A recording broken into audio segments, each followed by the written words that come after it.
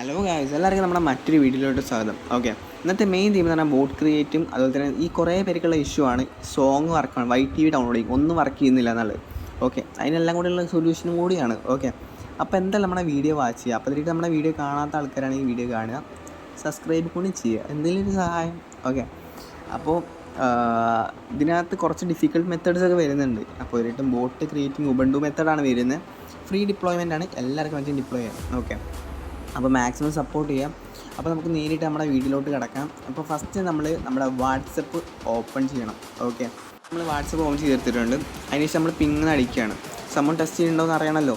ചില ആൾക്കാർ എൻ്റെ അടുത്ത് പറയണ്ടായിരുന്നു, ഈ റാഗ്നോർക്കമ്പിൻ്റെ യൂസ് ചെയ്യുന്ന സമയത്ത് നമ്പർ ബാൻ ആവുന്നുണ്ട്. അതൊക്കെ വെറും ഞാൻ 2 വർഷമായിട്ട് യൂസ് ചെയ്യുന്നു, എന്നിട്ടും നമ്പർ ബാനൊന്നും ആയിട്ടില്ല. ആഡ് ചെയ്യാതെ ഇരുന്നാൽ മതി. ഓക്കെ, അപ്പോൾ നിങ്ങളുടെ ഏത് നമ്പറാച്ചും കൊടുക്കുക. അതിനുശേഷം നമ്മൾ പെയർ കോഡാണ് ചൂസ് ചെയ്ത് പെയർ കോഡ് വെച്ചിട്ട് സംഭവം അവിടെ ഫേസ് ചെയ്ത് കൊടുത്തിട്ടുണ്ട്.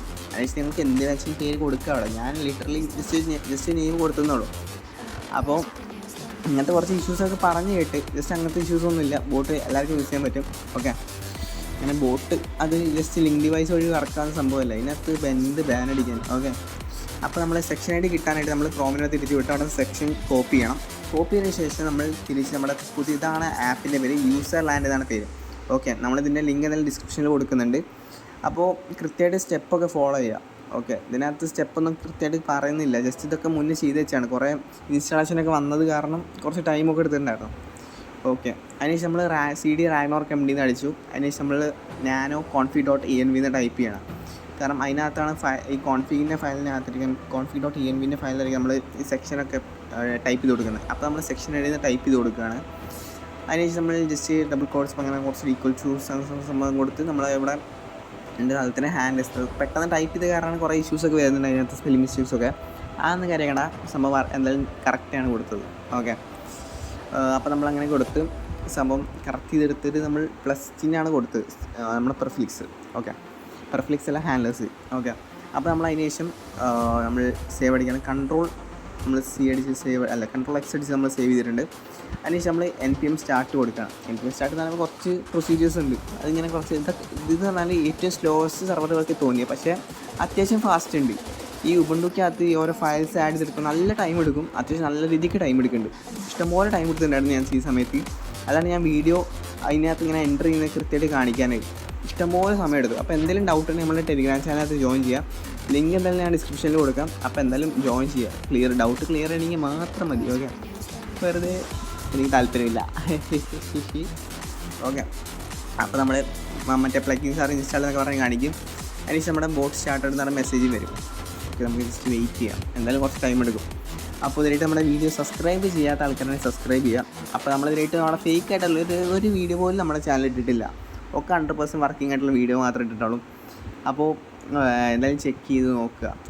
കാണാത്തവരെ എന്തെങ്കിലും ഒരു വീഡിയോ ഉണ്ടാവും. അതിനകത്ത് ഇപ്പോൾ ഓൾമോസ്റ്റ് കോയബ് ഉണ്ട്, റെയിൽവേ ഉണ്ട്, റെൻഡർ ഇട്ടിട്ടില്ല, ഉബുണ്ടു AWS ഇട്ടിട്ടില്ല, കുറച്ചുണ്ട് അതൊന്നും. പക്ഷെ അധികം ഫാസ്റ്റ് അല്ലാത്തതുകൊണ്ടാണ് മാക്സ് ഉണ്ടാകാത്തത്. പിന്നെ കോയബ് ഉണ്ട്, റോക്കും ഉണ്ട്, റെയിൽവേ ഉണ്ട്, ചെറിയ എന്തൊക്കെ ഉണ്ട്. അപ്പോൾ നമ്മൾ നമ്മുടെ ബോട്ട് സ്റ്റാർട്ട് ചെയ്തെടുത്തിട്ടുണ്ട്.